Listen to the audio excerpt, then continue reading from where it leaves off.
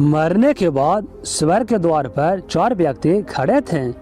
इन 4 व्यक्तियों में पहला राजा था, दूसरा एक बिजनेसमैन था, तीसरा पंडित था और चौथा एक मजदूर था। किसी को भी यह पता नहीं था कि कौन स्वर्ग के अंदर प्रवेश कर पाएगा और कौन वहीं से वापस लौटा दिया जाएगा। सब स्वर्ग का दरवाज़ा खुलने की राह देख रहे थे और आपस में बातें कर रहे थे। जैसा कि राजा को मरने से पहले से ही आदत थी, उसने अपनी बात सबसे पहले बताई। राजा ने कहा, मैं बहुत प्रख्यात राजा हूँ। मैंने धरती पर अपना बहुत नाम कमाया है, इसलिए पूरी संभावना है कि मैं ही स्वर्ग जाऊँगा। फिर व्यापारी ने अपनी बात सामने रखी। वह बोला, मैंने धरती पर खूब धन कमाया और उस धन से मैंने सैकड़ों लोगों की मदद की, इसलिए मैं ही स्वर्ग का हकदार हूँ। अब बारी थी पंडित जी की, तो पंडित ने मुंह खोला और सबको यह कहा, चाहे तुम जो सोच लो, लेकिन यह बात तो तय है कि स्वर्ग के दरवाजे खुलेंगे तो मेरे लिए। सब जानते हैं कि पंडित जी दिन रात भगवान को याद करते हैं, लेकिन स्वाभाविक है कि स्वर्ग में पंडित का स्वागत किया जाए। जब सब ने अपना अपना पक्ष रख दिया, तब सबकी नज़र उस मजदूर पर थी जो चुपचाप अपनी नज़रें नीचे झुकाए बिना कुछ बोले वो वहीं पर खड़ा रहा। स्वर्ग का दरवाज़ा खुला और वहाँ पर एक देवदूत आकर खड़ा हो गया। देवदूत के हाथों में एक पुस्तक थी जिसमें इन सभी के कर्मों के बारे में लिखा हुआ था। देवदूत ने सबसे पहले राजा को अपने पास बुलाया और उससे पूछा, तुम बताओ, तुमने अपने जीवन में क्या क्या अच्छे कर्म किए हैं? मैं उन्हें इस पुस्तक में देखकर फैसला करूँगा कि तुम्हें अंदर आने देना है या नहीं।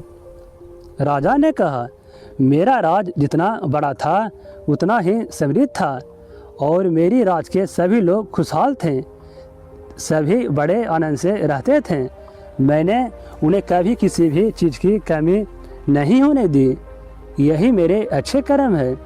देवदूत ने अपनी पुस्तक में देखा और देखने के बाद राजा से कहा, तुम सच बोलते हो। तुमने अपने राज की प्रजा को बहुत सुखी रखा था, लेकिन तुमने अपने राज की सीमा को बढ़ाने के लिए जितने युद्ध किए हैं, उन युद्ध की वजह से हजारों सैनिकों ने अपनी जान गंवा दी। उन 1000 सैनिकों के परिवार के दुख का कारण तुम बने थे, इसलिए तुम स्वर्ग में नहीं आ सकते। अब बारी थी व्यापारी की। व्यापारी से जब देवदूत ने पूछा कि तुम्हारे अच्छे कर्म क्या है, व्यापारी ने उससे कहा, मैंने सैकड़ों लोगों को खाना खिलाया है, कई आश्रमों में दान दिया है, कई निराश्रित लोगों के लिए घर बनाकर दिया है। यह मेरी अच्छी कर्म है। देवदूत ने फिर से अपनी पुस्तक में ध्यान से देखा और देखने के बाद व्यापारी से कहा, तुम्हारा कहना भी ठीक है कि तुमने बहुत दान धर्म किया है, लेकिन यह दान धर्म तुमने जिस पैसों से किया है, उन पैसों को कमाने के लिए तुमने न जाने कितने झूठ बोले हैं, कितनी हेरा फेरी किए हैं और कितनी मिलावटी किए हैं, इसलिए तुम भी स्वर्ग में नहीं आ सकते। जब पंडित से यही सवाल किया गया तो पंडित ने बड़े ही आत्मविश्वास के साथ कहा, मैंने अनगिनत लोगों को ज्ञान दिया है, हजारों यज्ञ और पूजाएं की है और दिन रात भगवान का जाप किया है। इससे अच्छे कर्म और क्या ही हो सकते हैं। देवदूत ने अपनी पुस्तक के अंदर झांक कर देखा और पंडित से कहा, आपने जितने भी लोगों को जो भी ज्ञान दिया है, उन बातों पर खुद कभी अमल नहीं किया। आपने यह पूजा या भगवान का नाम निस्वार्थ भाव से कभी नहीं लिया, इसलिए आपका भी स्वर्ग में आना प्रतिबंधित है। मजदूर यह देखकर हैरान था।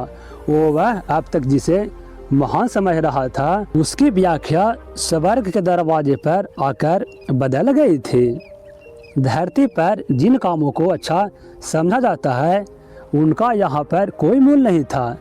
यमदूत ने जब इस मजदूर को अपने पास बुलाया और इससे पहले कि वह उससे उसके अच्छे कर्मों के बारे में पूछता, मजदूर बोल पड़ा, प्रभु मैं जानता हूँ कि मैं भी स्वर्ग में आने के लायक नहीं हूँ, लेकिन फिर भी एक बार बाहर से ही स्वर्ग को झांक कर देखना चाहता हूँ।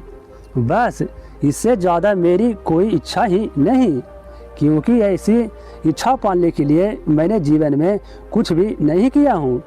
मैं पूरा दिन रात मेहनत करता और जो भी पैसा कमाता उन्हें अपने परिवार के पालन पोषण में खर्च कर देता। इसलिए दान धर्म के लिए कुछ बचता ही नहीं। लोगों की भला मैं क्या सेवा करता, क्योंकि काम के बाद जो थोड़ा सा समय मिलता उसको अपने ही बूढ़े माँ बाप की सेवा में बिता देता। और यह सब करने के बाद भी मैं कभी कभी मंदिर भी चला जाता और भगवान से जैसा भी मुझे दिया है उस जीवन के लिए धन्यवाद कहता। देवदूत ने अपनी पुस्तक के बड़े ध्यान से देखा और थोड़ी देर देखते ही रहा। फिर उसने मजदूर से पूछा कि तुम याद करके बताओ, तुमने कभी कोई अच्छा काम किया होगा।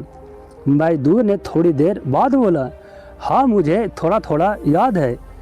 एक बार मैं बहुत भूखा था और मैं खाना खाने ही बैठा था कि एक बहुत ही कमज़ोर कुत्ता जो ठीक से चल भी नहीं पा रहा था वह मेरे पास आ गया और मेरे खाने को देखने लगा।